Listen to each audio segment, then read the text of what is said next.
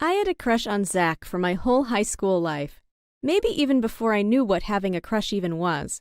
We were close friends in middle school and then drifted apart as the years went by, but we always stayed friendly with each other. When we would walk past in the hallway, we would say hello and return to our conversation with our friends. All this time, though, I've been madly in love with him. Every time I see him with another girl, I get a sinking feeling in my stomach. I wish he would look at me the way he looks at the others, but so far, nothing like that had happened, until one fateful day.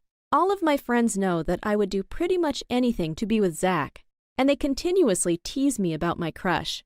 Last time, when we were at Hannah's birthday party, all 6 of us were playing Truth or Dare in Hannah's basement. Most of the dares were silly, like get up and run around the room barking like a dog, or drink a can of Coke as fast as you can without stopping. But when it came to my turn, Hannah was the one to ask me, Truth or Dare. I chose Dare, as to not be called a wuss in front of all my friends. Hannah didn't even stop a beat to think when she blurted out, "I dare you to steal Zach's underwear from his locker on Monday when he's at soccer practice." There was a gleam in her eye. She knew I was caught in the crosshairs. My face went bright red. I don't think that's gonna happen. Everyone in the room told me that I had to do it. They were all staring at me with wide eyes. No way, no how. Besides, I have dance practice when he's at soccer practice, so I can't do it. Oh well, try again, I said. Hannah dared me to skip dance practice and steal the underwear. I sighed. What would I do with his dirty underwear? I said. One of my friends said to cuddle up with them. The other said to sell them on eBay. Man, they were a little weird. They were obviously no help at all. Okay, I'll do it. But I better not regret this. If I regret it, you're going to regret it even more, I said to Hannah. And then we spent the rest of the night devising the plan. After a night of cold sweats and no sleep, it was Monday morning, underwear day. All night I thought about how to chicken out, but I knew it wasn't going to happen. If I didn't go to school, Hannah would come to my house and drag me out by my ear. If I pretended like I stole it, she would know. I don't know how, but she would. Hannah would not let me live it down if I gave up on a dare like this. We'd been playing Truth or Dare as a group for 10 years, and no one had chickened out since 6th grade. That was the night we dared our friend Beverly to jump into the principal's pool naked. We snuck out to the principal's house at midnight, ran into his backyard, and she was just about to take her clothes off to jump in when the principal's dog came barking out of his doghouse. We are surprised we didn't die that night. So, technically, she didn't chicken out, but ever since then, everyone's done their dare. It's just like a rule now. Anyway, I spent most of that day at school trying to keep an eye on Zach. I didn't want anyone to tell him that I was going to be sneaking into his locker later. Sometimes my friends liked to tease him about me, too, and I had a feeling they would try to trick him into meeting me down there to catch me. So I made sure that no one really talked to him from my group. Zach was famous. He had a lot of friends from different cliques. One of the cheerleaders was chatting with him through our entire lunch period. One of the jocks was teaching him how to throw a three-pointer during gym class. And the computer whiz of the school had Nick showing him how to work a certain part of their robot in our electronics class. He just knew everyone, and everyone liked him. Maybe that's why I liked him too. After school, I usually go to dance class on Mondays from 3 to 5. But I was going to blow that off today. I hated doing that because dancing was one of the small ways that I could let my frustrations out. A dare is a dare, though. The soccer practice started at 3 as well, so I knew the boys would be coming out of the locker room soon. I waited by the staircase out of view until the last boy scuttled out onto the field outside. I snuck down into the locker room. It smelled like old shoes and skunk down there. Nothing I would ever want to smell again. Everyone's lockers looked the same, jam-packed with jeans and different colored t-shirts. I memorized what Zach was wearing so that my search would be easier. And after scanning for just a few minutes, I came across his at the end of the last hallway. I was rummaging through his clothes when I heard someone whistling down the stairs. If I got caught in here, I would be in so much trouble. I needed to hide, but there was nowhere to go. I was standing next to a wall. The only way out was to sneak back through where the person was walking. My only choice was to get into the locker and pray. As soon as I pulled the door shut, Zach popped his head around the corner. I burst into a cold sweat. He couldn't see me through the locker door, but I could see him perfectly. And I cannot believe what happened next. Zach sat down on the bench in front of his locker. I was holding my breath as the cheerleader that he was talking to at lunch today came into the locker room as well. I know what you're thinking, but no, they weren't there for some romantic meeting, I don't think. Instead, it looked like Zach had money in his hand and he gave it to the cheerleader. She reached into her backpack and gave him a packet of papers. That's not even the strangest thing that happened. Soon after, the jock that was teaching him how to play basketball earlier was there, and Zach slid him money as well. From my vantage point, it looked like he gave the kid a stack of $100 bills. Person after person entered the locker room, and each one of them exchanged money or objects among them and Zach. The craziest thing of all was no one said a word the entire time. I thought that things were winding down, and I was going to get out of this locker soon. I was beginning to cramp, and I really had to pee, when the soccer coach came around the corner. It was only then that Zach said something. "Hey, coach." They exchanged kind remarks, and then the coach pulled a paper out of his back pocket. "Okay, here's how you did at practice today." And the paper showed achievements, times, and points that Zach scored during practice. The practice he had been sitting in the locker room for. "Awesome, thanks, man," Zach said and slapped a stack of money in the coach's hand. They both walked out of the locker room, and this was finally my chance to escape. I climbed out of the locker and finally stretched my body. I looked at my watch. I had been in the locker for 2 hours.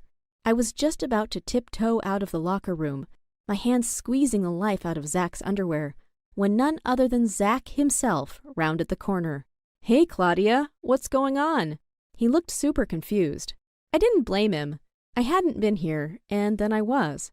"Surprise!" I said, holding up my hands, the ones that were holding his underwear. He blinked, clearly freaked out and wordless. I tried to hide the underwear, but it was no use. "What you doing with my boxers?" Zach asked, eyebrows raised. "I could ask you what you're doing handing off thousands of dollars to people, especially your soccer coach, but we could also just walk away from each other and pretend this never happened." His face went white. "You saw that?" he asked. His mind must have been blown because he stared off into the distance. "I'll tell you why I was in here if you tell me why all those people were taking money from you." "Ha, not a chance," he said, trying to take his underwear from my grubby palms. "Are you in the mob or something?" I asked, pulling the undies away from him. It took him a bit, but he finally gave in. He knew he wasn't getting out of this without some type of answer. That's when he told me that he paid everyone to do things for him. The cheerleader does all his English homework. She writes all of his essays and gives him the answers to the tests since she has the class right before him. He pays her $1,000 a week, which he gets from his rich dad. The jock teaches him how to play basketball for $200 a week. All of this left me in disbelief. Then he said that he paid the coach $1,000 a week to pretend he's a soccer star.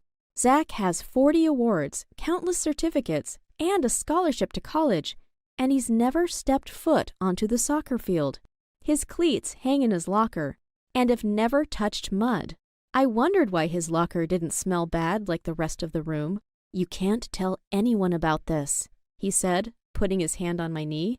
"Why not? Isn't this extortion?" I thought to myself. "Because I would be ruined," he almost shouted. "Well, if you want me to be quiet, then you better cut me in on some kind of deal." I don't think he was expecting those words to come out of my mouth. "Whatever you want. $1,000 a week? A car? What? My parents won't even notice." "Your money sounds nice, but that's not what I want. I want you to go out with me. Be my boyfriend. You realize you're creepily holding my underwear and we're hiding in my locker, right?" I nodded, knowing full well that I sounded like a stage 5 clinger. "Okay," I said, standing up. "I guess I'll be going now. I'll have to talk to the principal before I leave school, so I better catch her on her way out." Zach grabbed my arm and squeezed. "You can't. Please. My parents would disown me." He pulled me in for a kiss, and I felt instant fireworks between us. I don't know if he felt the same way, but it honestly didn't matter because I got the boy I wanted, and I got to keep his underwear as a souvenir. My friends don't understand how a silly dare that they didn't think I would pull off could end up with me having the boyfriend of my dreams. And I'm never going to tell them that this is all a ruse to keep Zach out of prison. The more Zach and I hang out, the more he seems to actually like me. He keeps asking me if I would rather have money, and of course, I say no. I would never choose money over him. However, I have asked him if he ever plans to stop paying everyone to do his responsibilities for him.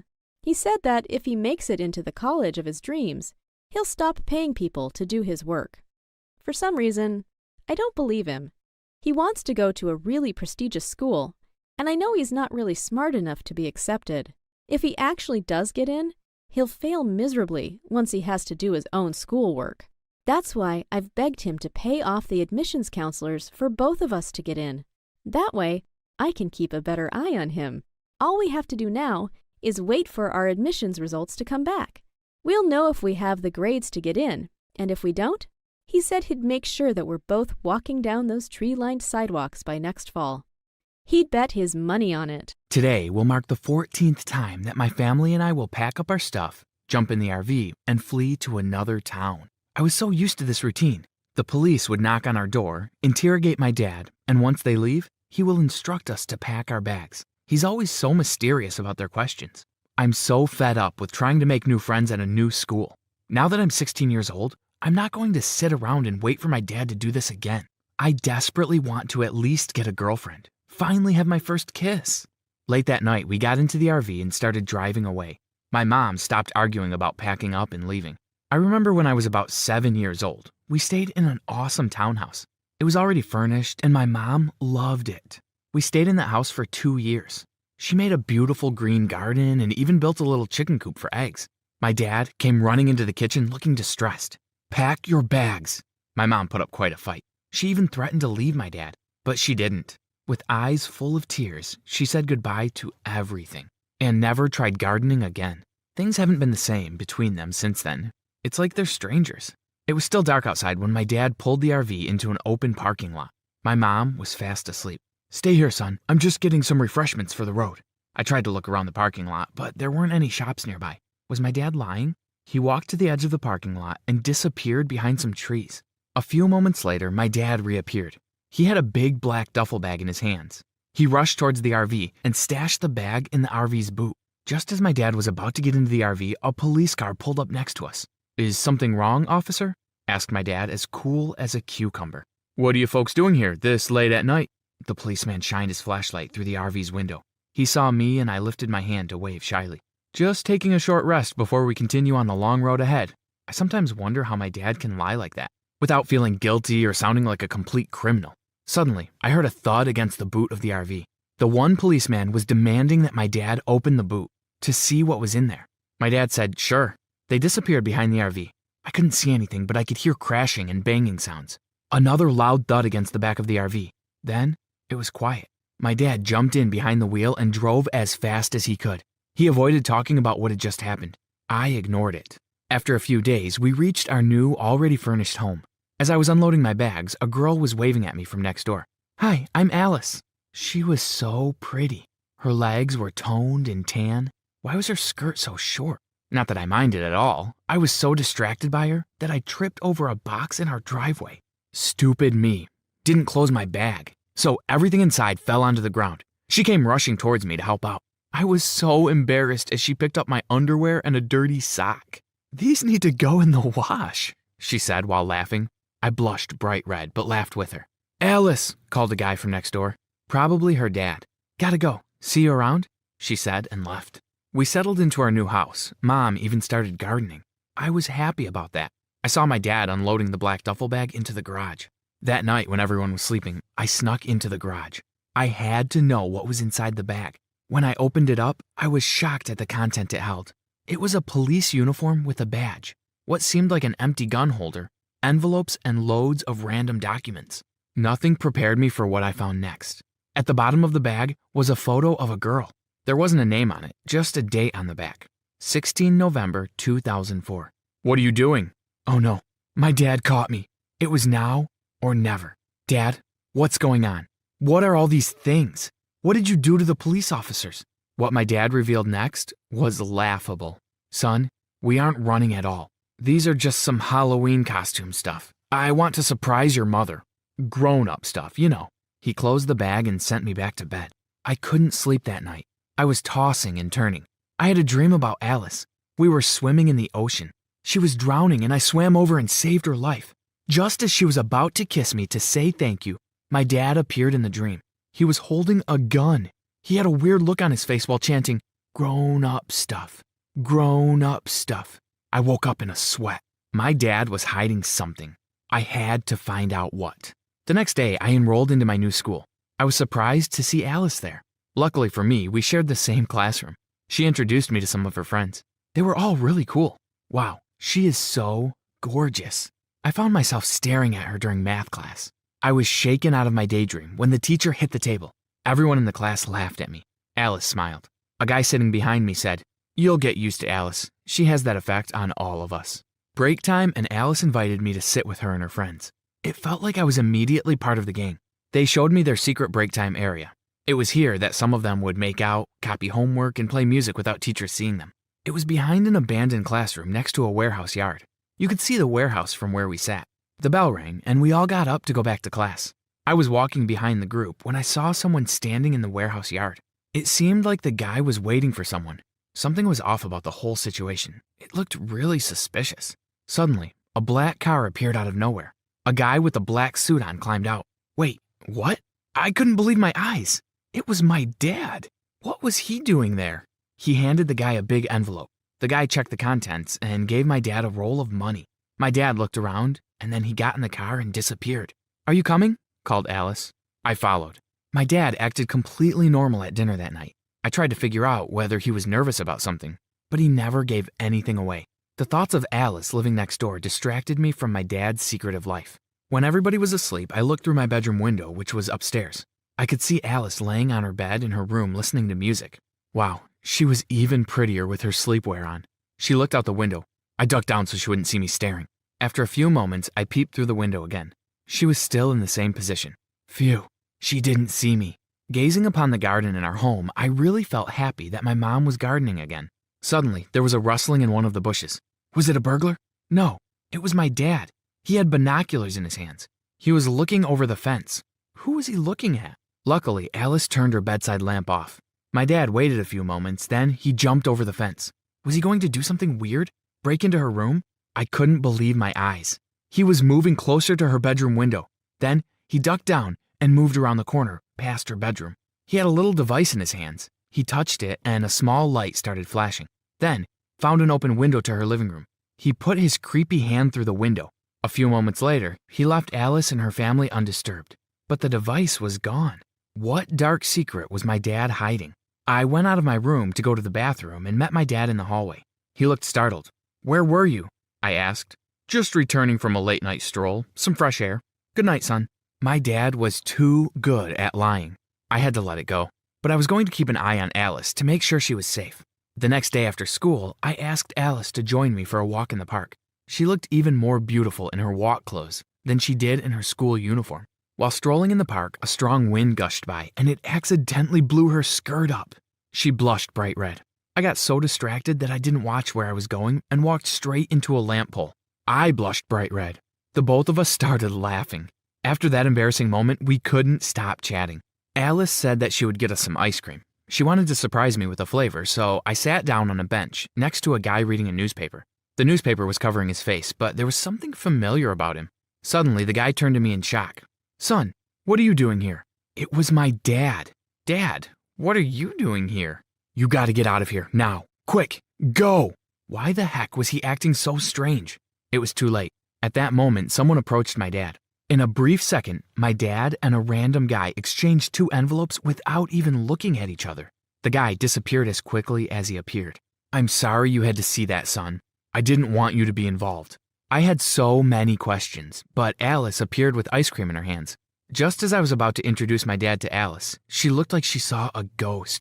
She froze in one spot as she looked at my dad and dropped both ice creams.